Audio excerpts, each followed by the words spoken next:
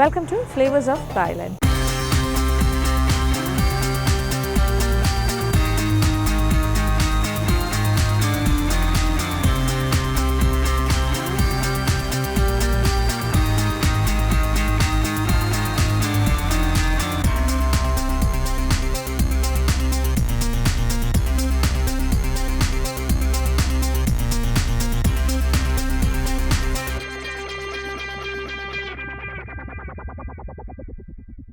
നമ്മൾ ഇന്ന് ബാങ്കോക്കിൽ നിന്നും ഒരു ചെറിയ യാത്ര പോവാണ്.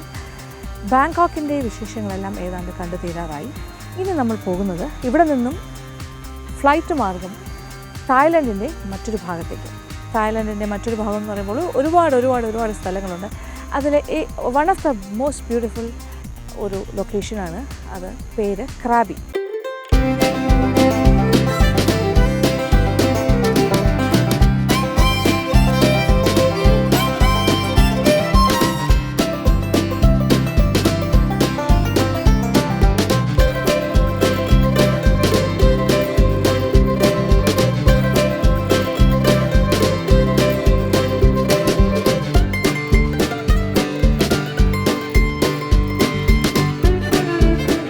ക്രാബി എന്ന് പറയുന്ന തായ്ലൻഡിൻ്റെ ഒരു മനോഹരമായ സ്ഥലത്തേക്കുള്ള യാത്രയിലേക്കാണ് നമ്മൾ തിരിക്കുന്നത്. അപ്പോൾ ഇത് ബാങ്കോക്ക് എയർപോർട്ടിൽ നിന്നും നമ്മൾ ക്രാബിയിലേക്ക് പോകുന്നു. 1.5 മണിക്കൂറാണ് ഫ്ലൈയിങ് അവേഴ്സ്. അത് ശരിക്കും പറഞ്ഞാൽ എന്താ പറയുക, നമ്മൾ മാൽദീവ്സിലൊക്കെ പോയതുപോലെയുള്ള ഒരു ബ്യൂട്ടിഫുൾ ബീച്ച് സൈഡാണെന്നാണ് പറയുന്നത്. അപ്പോൾ ക്രാബിയും ടൂറിസ്റ്റുകളുടെ പറുദീസയാണ്. അപ്പോൾ യാത്ര നേരെ എയർപോർട്ടിൻ്റെ പരിസരത്ത് എത്തിയിട്ടുണ്ട്.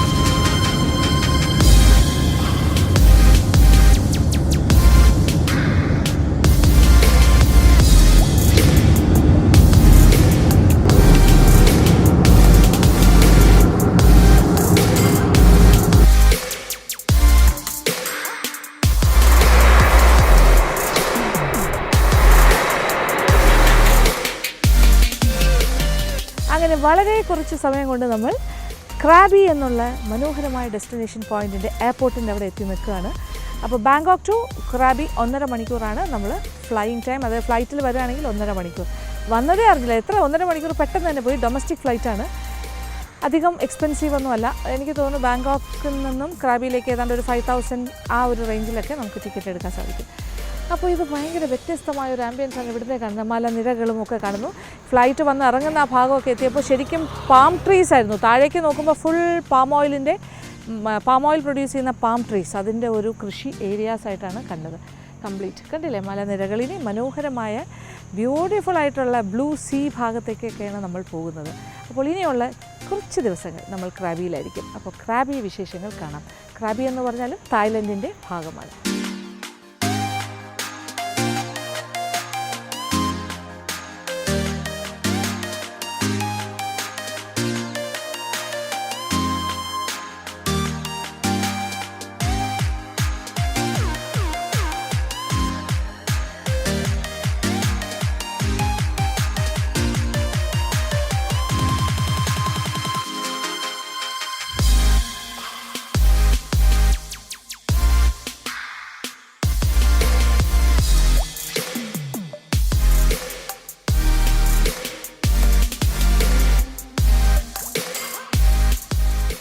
നമ്മളങ്ങനെ ക്രാബിയിലെത്തി. ക്രാബിയിൽ വന്ന് ഞാനൊരു ഹോട്ടലിലെ ഒരു റിസോർട്ടിലേക്ക് ചെക്ക് ഇൻ ചെയ്തു. ഇതിവിടുത്തെ നല്ലൊരു റിസോർട്ടാണ്, എനോങ് വിവ റിസോർട്ട്. അപ്പോൾ ഇവിടെ നിന്നുകൊണ്ട് ഇന്നത്തെ ദിവസം, ഇന്നിപ്പോൾ ഹാഫ് ഡേ കഴിഞ്ഞു, എൻ്റെ പകുതി ദിവസം നഷ്ടമായി കഴിഞ്ഞു. ഇനി ഇവിടെ നമ്മൾ ചെറിയൊരു കറക്കത്തിനിറങ്ങുവാണ്. കറക്കം എന്ന് പറഞ്ഞാൽ ഇവിടെ കൂടുതലും കടലുമായി ബന്ധപ്പെട്ട കാര്യങ്ങളാണ്. ഇതൊരു ബീച്ച് സൈറ്റ് ആയിട്ടുള്ള കാര്യങ്ങളാണ്, ഒരു ഐലൻഡാണ്. അതുകൊണ്ട് തന്നെ ബീച്ച് കാഴ്ചകളാണ് ഇനി കാണാൻ പോകുന്നത്. അപ്പോൾ ഐലൻഡ് ടൂറുകളാണ് ഇവിടെ കൂടുതലായിട്ടുള്ളത്. അപ്പം ധാരാളം സ്പീഡ് ബോട്ട്സ് ഉണ്ട്.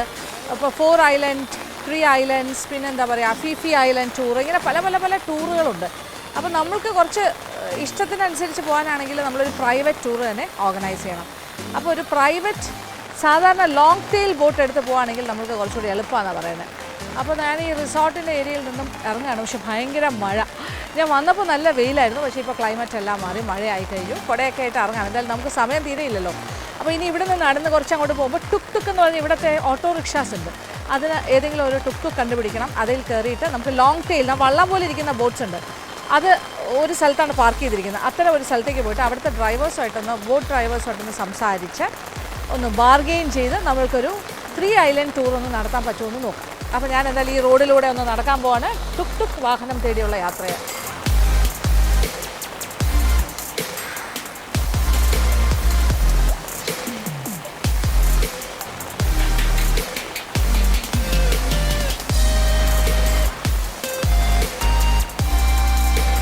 നടന്ന് നമ്മളിപ്പോൾ ഒരു സെൻറ്റർ പോയിന്റിലെത്തി. ഇതൊരു 4 മുക്ക് പോലെയാണ്. നോക്കൂ, മെയിൻ റോഡിലേക്ക് കയറുകയാണ്. ഇതൊരു മെയിൻ റോഡ്.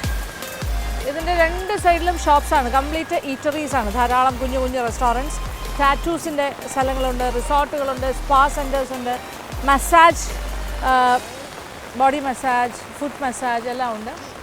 ATM കൗണ്ടേഴ്സ് ഉണ്ട്, ടൂറിസ്റ്റ് ഇൻഫർമേഷൻ സെൻറ്റേഴ്സ് ഉണ്ട്, എല്ലാം ഉണ്ട്.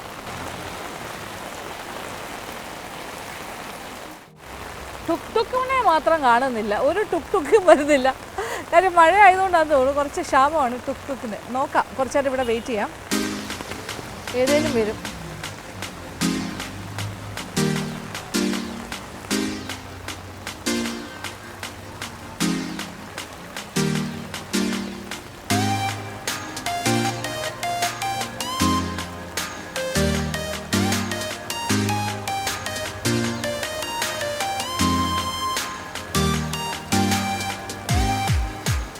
ഇവിടെ എല്ലാം നല്ല നല്ല റിസോർട്ടുകളെല്ലാം ഉള്ള ഒരു ഏരിയയാണ് നമ്മളിപ്പോൾ താമസിക്കുന്നത്.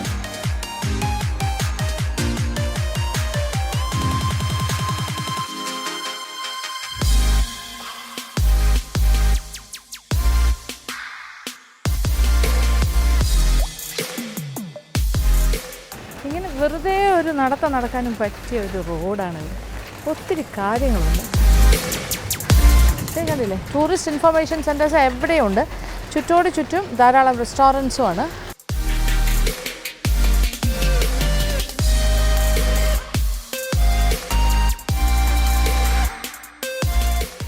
എല്ലാ ടൈപ്പും ഉണ്ട്. ഇത് ഇവിടെ മിൽക്ക് ഷേക്സ് മാത്രമുള്ളൊരു ചെറിയൊരു ജോയിൻ്റ് കണ്ടില്ലേ. പിന്നെ ഈ ഹോട്ടലിൻ്റെ പേരൊക്കെ ആപ്പിളേ ഡേ.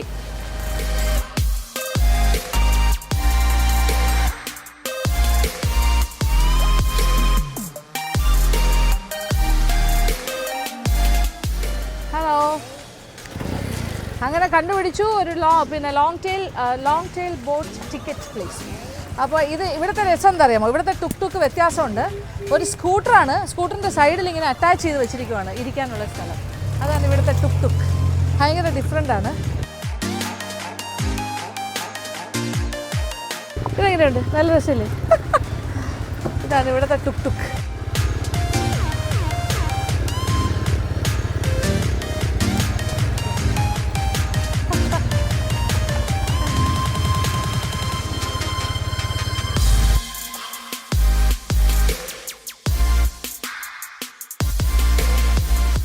അയ്യോ, ഈ ടുക് ടുക്കിൻ്റെ പ്രത്യേകത കണ്ടോ, സൈഡിൽ ഇരിക്കാൻ വേണമെങ്കിൽ ഈ ബൈക്കിൻ്റെ ബാക്കിലേക്ക് കയറിയിരിക്കാം. എന്തായാലും ഒരു സ്കൂട്ടറാണല്ലോ, സ്കൂട്ടറിലാണ് ഇത് അറ്റാച്ച് ചെയ്തിരിക്കുന്നത്, അഡീഷണൽ ആയിട്ട് സീറ്റ്. അപ്പോൾ ഞാൻ ഇതിൻ്റെ ബാക്കിൽ അയാളുടെ പുള്ളിക്കാരൻ്റെ തൊട്ട് പുറകിൽ കയറിയിരിക്കും. അപ്പോൾ കുറച്ചുകൂടെ ഹൈറ്റ് കിട്ടും.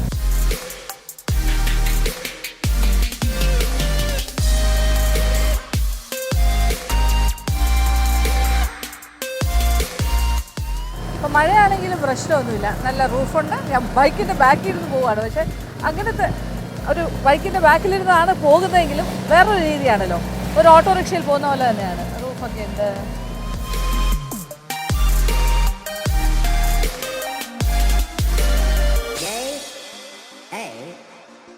ഇപ്പോൾ നമ്മൾ ബീച്ച് സൈഡിലൂടെ പോയിക്കൊണ്ടിരിക്കുകയാണ്. അത് ഈ സൈഡിൽ കടലാണ്. നോക്കൂ, ഭയങ്കരമായിട്ട് ഇപ്പോൾ മഴ പെയ്ത് ഇങ്ങനെ കടലിങ്ങനെ ഇളകി കിടക്കുകയാണ്. ഇത് നോക്കൂ, നല്ല വ്യൂ. ആ സ്റ്റാച്യു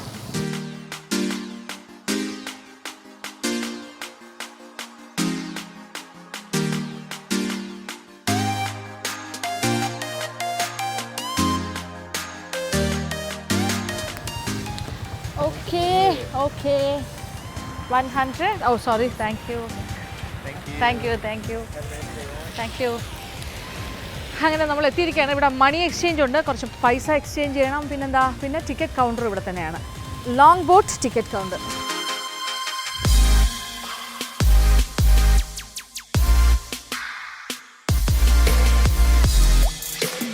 നമ്മളൊരു പ്രൈവറ്റ് ലോങ് ടെയിൽ ബോട്ട്, ഇത് സ്പീഡ് ബോട്ടല്ല, അറേഞ്ച് ചെയ്യാണ്.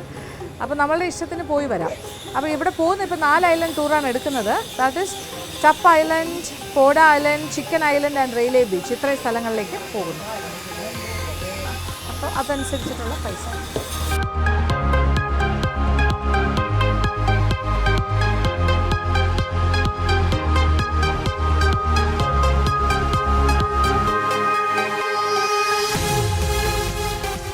അപ്പോൾ ഇതിൻ്റെ ഒരു പ്രത്യേകത, അപ്പോൾ ഇവിടെ ടൂറിസ്റ്റായിട്ട് വന്നു കഴിഞ്ഞാൽ ചെയ്യേണ്ട കാര്യങ്ങൾ ഇങ്ങനെയാണ്. ടൂറിസ്റ്റ് ഇൻഫർമേഷൻ സെൻറ്റേഴ്സ് ഉണ്ട്, ഇവിടെ എല്ലാം ഉണ്ട്. മണി എക്സ്ചേഞ്ച് ഉണ്ട്, അതേ നോക്കൂ, അവിടെ ഒരു ടൂറിസ്റ്റ് ഇൻഫർമേഷൻ സെൻറ്റർ. അവിടെ ചെന്നാലും കാര്യങ്ങളൊക്കെ പറയും. ഏതൊക്കെ ഐലൻഡ്സിൽ പോകണം, നമ്മൾ ഏത് ടിക്കറ്റ് എടുക്കണം, ഏത് ബോട്ട് വേണം, സ്പീഡ് ബോട്ട് വേണോ, അങ്ങനെ എന്ത് വേണമെങ്കിലും. പ്രൈവറ്റ് ടൂർ ആണെങ്കിൽ അങ്ങനെ, ഗ്രൂപ്പ് ആണെങ്കിൽ അങ്ങനെ. ഗ്രൂപ്പ് ആകുമ്പോൾ കുറച്ചുകൂടെ പൈസ കുറയും, പ്രൈവറ്റ് ആണെങ്കിൽ കൂടുതലാവും. പക്ഷെ നമ്മുടെ ഇഷ്ടത്തിന് പോയി വരാം. ഇനി നമ്മൾ അങ്ങോട്ട് പോയിട്ട് ബോട്ടിൽ കയറി പോകണം.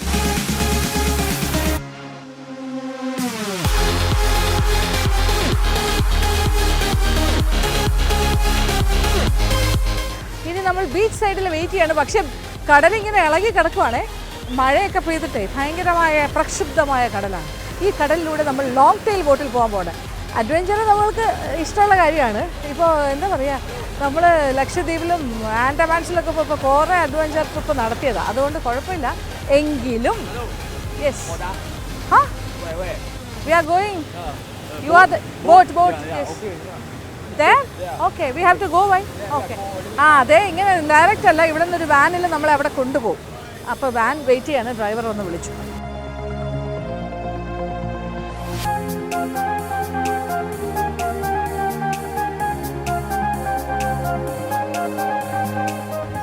ഇത് ഫ്രീ പിക്കപ്പാണ് കേട്ടോ, നമ്മളെ ഇതിനകത്ത് കയറ്റി കൊണ്ടുപോകും. എന്തൊക്കെ പരിപാടിയല്ലേ. ഇനി നമ്മളൊരു വാനിൽ കയറി ബോട്ടിൻ്റെ ആ ഭാഗത്തേക്ക്.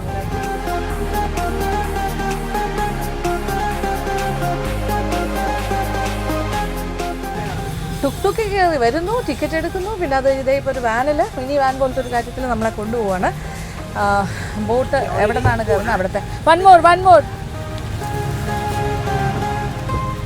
അപ്പോൾ നമ്മളെല്ലാവരും കയറിയിട്ട് പോവാണ്. വേറെ ആൾക്കാരുണ്ട്, അവരും വേറെ പ്രൈവറ്റ് ടൂർ എടുക്കുന്ന ആൾക്കാർ. നമ്മുടെ യാത്ര തുടങ്ങുന്നു. ചെറിയ മിനി ബസ്സാണോ വാനാണോ ഇതെന്തോന്നറിയില്ല, രസമുണ്ട്. ഇതൊരു മോഡിഫൈഡ് ഓട്ടോറിക്ഷ പോലെയാണ്. ഇത് കുറച്ചുകൂടി വലുത്, ഇങ്ങനെ നമ്മളെ കൊണ്ടുപോവാണ്. ഞാൻ വിചാരിച്ചു ഈ ഇത്രയും ഇളകി കിടക്കുന്ന കടലിൻ്റെ ഈ ഭാഗത്തു നിന്ന് ഒരു ബോട്ടേ കയറി പോകുന്നത്. അങ്ങനെയല്ല, കുറച്ചുകൂടെ ശാന്തസുന്ദരമായ പ്രദേശത്തു നിന്നായിരിക്കും പോകാൻ സാധ്യത.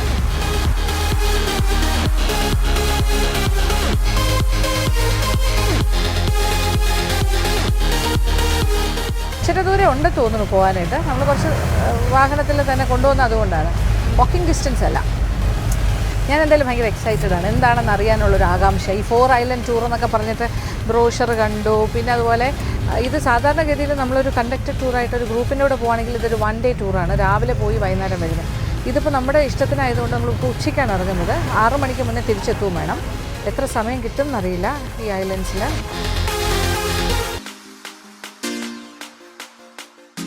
അപ്പോൾ ഒരു സ്ഥലത്തേക്ക് കൊണ്ടുവന്നു നമ്മളെ. ഇനി നമ്മൾ ബോട്ടിൻ്റെ ഭാഗത്തേക്ക് അവരെ കൊണ്ടുപോകും. Long tail boat. Which way? This way. Okay, പുള്ളിയുടെ പുറകെ പോവുക.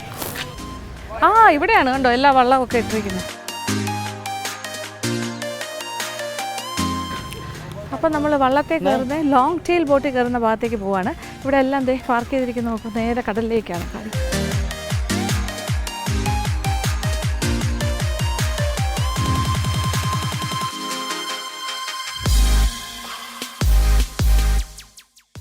ഈ ഐലൻഡ്സിലൊക്കെ സ്നോർക്കലിംഗ് ഒക്കെ വേണമെന്നുള്ളവർക്ക് അതെല്ലാം പറ്റും എന്നാണ് പറയുന്നത്. Snorkelling, scuba diving. Oh my god, നമ്മുടെ ബോട്ടിൻ്റെ അവിടെ എത്തി. ഇതെങ്ങനെ ഇറങ്ങി പോകും ദൈവമേ, ഇത് വല്ലാത്ത പ്രശ്നമാണല്ലോ, കുഴിക്കകത്ത് ചാടുന്നത്. ഓഹോ, അത് ശരി, കുറച്ച് പാടാണേ.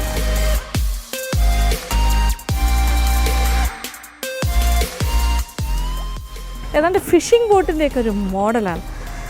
ഇവിടെയൊക്കെ നനഞ്ഞിരിക്കുക, ഉള്ളിലേക്ക് കയറി ഇരിക്കാൻ വേണമെങ്കിൽ.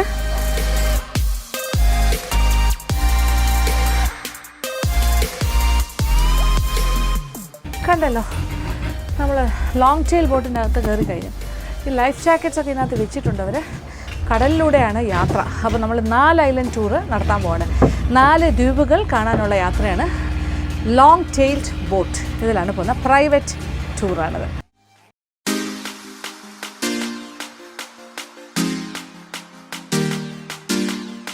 അങ്ങനെ യാത്ര തുടങ്ങാൻ പോകുന്നു. വാഹനം സ്റ്റാർട്ട് ചെയ്തു. ആദ്യം ഒരു ചാല് പോലെയുള്ളൊരു ഭാഗമാണ്. ഇവിടെ നിന്നാണ് നമ്മൾ അങ്ങോട്ട് മെയിൻ കടലിലേക്ക് ഇറങ്ങുന്നത്.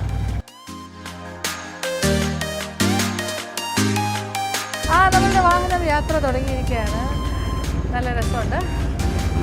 ആഹാ, കടലിലേക്ക് പോവാണ് ഇപ്പോൾ. പക്ഷെ നല്ലൊരു അന്തരീക്ഷമാണ്. ഒരു മഴ പെയ്ത്, സത്യം പറഞ്ഞാൽ വെയിലത്ത് പോകുന്നതിനെക്കാട്ടി എത്ര രസമാണല്ലേ മഴയത്ത് പോകുന്നത്. മഴയുടെ ഒരു ഭയങ്കര ഒരു ക്ലൗഡി ആയിട്ടുള്ളൊരു അറ്റ്മോസ്ഫിയറിലൂടെ നമ്മളിങ്ങനെ കടലിലൂടെ സഞ്ചരിക്കാൻ പോകും.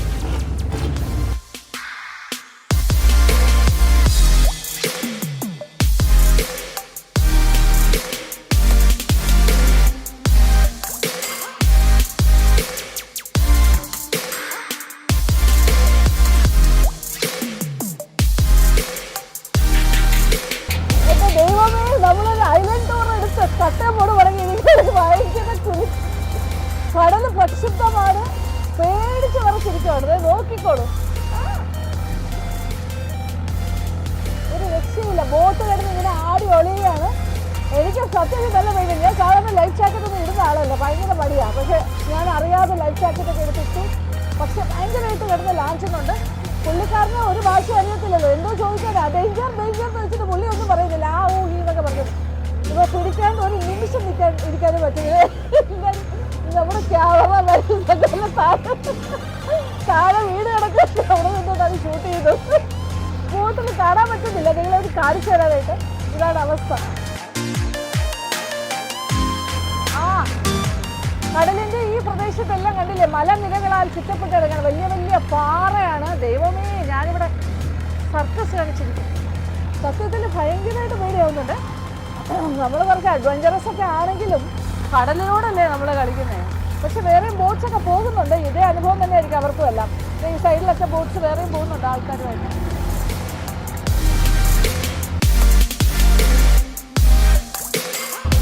ഇപ്പോൾ കമ്പാരിറ്റീവ്ലി കുറച്ചൊരു ഭേദമായിട്ടുണ്ട്. അതുകൊണ്ടാണ് ഇപ്പോൾ നമ്മൾ ഷൂട്ട് ചെയ്ത് തുടങ്ങിയത്. വന്നിട്ട് ഇവിടെ എത്തുന്നത് വരെയും ഭയങ്കരമായിട്ടുള്ള ഒരു കുലുക്കമായിരുന്നു. ഇരിക്കാൻ പോലും പറ്റുന്നില്ലായിരുന്നു. ഭയങ്കര പ്രശ്നമായിരുന്നു. ഇപ്പം നമ്മളിങ്ങനെ ഇന്ന് ഈ ഐലൻഡ് ട്രിപ്പ് വേണമായിരുന്നു എന്ന് എനിക്ക് തന്നെ തോന്നി തുടങ്ങി. എൻ്റെ അയ്യോ, ഇത് ഭയങ്കരമായി പോയി. ഭയങ്കര. ആ ചേട്ടൻ ഒരു പേടിയില്ല. ചോദിച്ചിട്ട് എന്തൊക്കെയോ പറയുന്നു, എനിക്കൊന്നും മനസ്സിലായില്ല. ഇവിടെ ഇങ്ങനെ നമുക്ക് 4 പോയിന്റ്സ് ഉണ്ട്. എല്ലാം കടലിലൂടെയുള്ള യാത്രയാണ്. ഫസ്റ്റ് പോയിന്റ് എത്താറായി വരുന്നതേ ഉള്ളൂ. ഒരു ബീച്ചാണ്.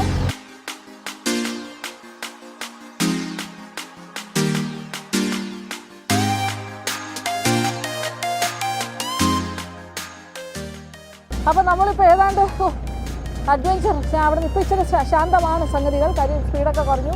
ഇവിടെ കടൽ കുറച്ചുകൂടെ ശാന്തമാണ്. ഇപ്പോൾ എത്തിയിരിക്കുന്നത് ഇതെന്തുവാ, അങ്ങോട്ട് പോകുമ്പോൾ പോഡ ഐലൻഡ് എന്ന് പറഞ്ഞു. ഇപ്പോൾ പോകുന്നത് ഈ ഭാഗത്താണ്. റെയിലേ എന്ന് പറഞ്ഞ ബീച്ചിലേക്കാണ് എത്തിക്കൊണ്ടിരിക്കുന്നത്. റെയിലേ ബീച്ച് ഈ ഭാഗം. അവിടെ കൊണ്ടുവന്ന് നമ്മുടെ ബോട്ട് ഒന്ന് നിർത്തും. ഇപ്പോൾ എന്തൊരാശ്വാസം. ഞാൻ അവിടെ നിന്ന് ഇവിടേക്ക് വരാനുള്ള അത്രയും ഒരു ഗ്യാപ്പ് കിട്ടി. കുറച്ചുകൂടെ ഭേദമാണ് കാര്യങ്ങൾ. എൻ്റെ ദൈവമേ, ഞാൻ എല്ലാ 3 സ്വർഗവും ഒന്നിച്ച് കണ്ടു എന്ന് പറഞ്ഞാൽ മതിയല്ലോ. ഇതോടെ തീരുന്ന വിചാരിച്ചേ. അത്രയ്ക്ക് ബോളായിരുന്നു. ഇങ്ങനെ ബോട്ട് ഇങ്ങനെ എടുത്ത് പൊക്കി അടിക്കുമായിരുന്നു. എല്ലാ ദൈവങ്ങളും അതിമനോഹരമായ റോക്ക് ഫോർമേഷൻസ് ഒക്കെ ഇങ്ങനെ കാണാൻ സാധിക്കുന്നുണ്ട്. Mountains beautiful. ഇതാണ് ഇവിടുത്തെ ഒരു ഭംഗി. ഈ ഭാഗത്തൊക്കെ കണ്ടില്ലേ, കടലിൻ്റെ കളർ കുറച്ച് ബ്ലൂ ആണ്. ഒരു സീ ഗ്രീൻ എന്നൊക്കെ പറയുന്ന ഒരു കളറിലേക്ക് മാറിയിട്ടുണ്ട് കടൽ. ഇത് കറക്റ്റ് ടൂറിസ്റ്റ് ആൾക്കാർ വരുന്ന ഒരു ലൊക്കേഷനാണ്. Railay island. ഇതാണ് റെയിലേ ബീച്ച്. ഇപ്പം നമ്മുടെ ബോട്ട് ഇവിടെ നങ്കുരമിടാൻ പോവുകയാണ്.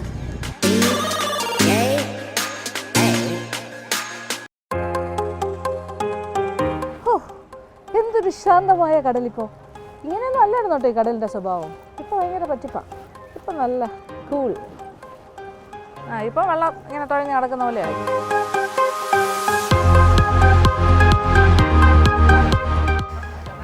അങ്ങനെ റെയിൽവേ ബീച്ചിൽ എത്തിയിരിക്കുകയാണ്. 1 മണിക്കൂർ സമയമാണ് അവരിവിടെ തരുന്നത്. ആശ്വാസമായി കടലിലേക്ക് ഇറങ്ങി.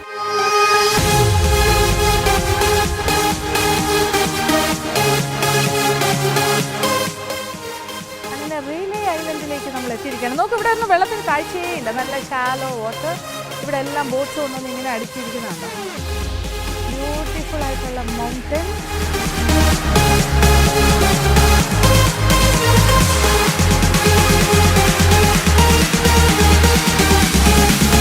ഇനി 1 മണിക്കൂർ സമയം നമുക്കിവിടെ കറങ്ങി നടക്കാം. അത് കഴിഞ്ഞിട്ട് വീണ്ടും നമ്മുടെ ബോട്ടിൽ കയറിയിട്ട് ഈ പ്രക്ഷുബ്ധമായി കിടക്കുന്ന കടലിലൂടെ ഒരു സെക്കൻഡ് യാത്ര. അത് അടുത്ത ഐലൻഡിലേക്കാണ്. എന്താകും എന്നറിയില്ല. എന്നാൽ ഇവിടെയൊക്കെ ഒന്ന് നടന്നു കാണാം.